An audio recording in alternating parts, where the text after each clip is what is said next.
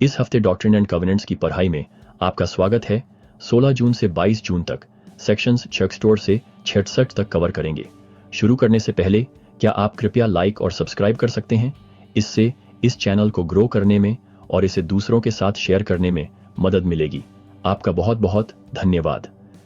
ये revelations Missouri से Kirtland वापस आने के बाद एक मुश्किल समय में आई। एक बहुत थका देने वाली यात्रा के बाद सेंट्स थक चुके थे और टेंशन्स बहुत ज्यादा थीं। लेकिन निंदा करने के बजाय प्रभु ने धैर्य का संदेश दिया, क्षमा का और उनके काम पर लौटने का नया आह्वान किया। सेक्शन 64 में प्रभु सीधे कहते हैं, तुम्हें एक दूसरे को माफ करना चाहिए। मैं प्रभु जिसे चाहूंगा माफ करूंगा, लेकिन तुमसे अपेक्षा की जाती है कि तुम सभी लोगों को माफ करो। मुझे बहुत अच्छा लगता है कि यह कितना स्पष्ट है। क्षमा सिर्फ एक अच्छा विचार नहीं है, यह प्रभु के राज्य में एक जरूरत है। उस समय सेंट्स आपस में झगड़ रहे थे और निराश थे, लेकिन मसीह ने उन्हें याद दिलाया कि ज़ायन रंजिशों पर नहीं बन सकता। एकता दया से शुरू होती है। उस व्यक्ति के बारे में सोचें जिसे आपको माफ करने की जरूरत है। गुस्से को पकड़े रहने से हमारा बोझ बढ़ता है। खासकर मसीह की मदद से जाने देना हमें आगे बढ़ने के लिए आजाद करता है और हमें जहां हम हैं वहीं ज़ायन बनाने की अनुमति देता है।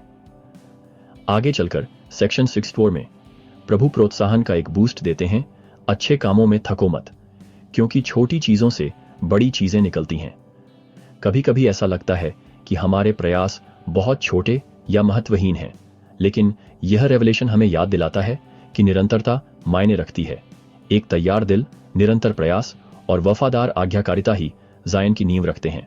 प्रभु दयालुता के हर काम को देखते हैं, सेवा के हर पल को, यहां तक कि जिन्हें कोई और नहीं देखता, और वह वादा करते हैं कि जो लोग इससे जुड़े रहेंगे वे उनके महान कार्य को आगे बढ़ाने में मदद करेंगे।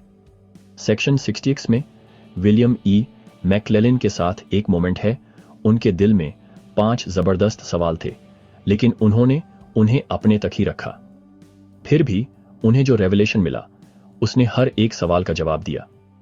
यह एक बहुत ही पावरफुल टेस्टिमोनी है कि प्रभु हमें व्यक्तिगत रूप से जानते हैं।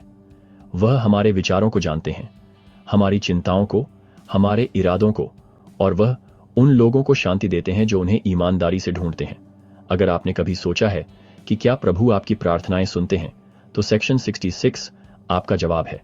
वह बिल्कुल सुनते हैं और वह अपने तरीके से जवाब देते हैं, कभी कभी स्क्रिप्चर्स के जरिए, आशीर्वादों के जरिए,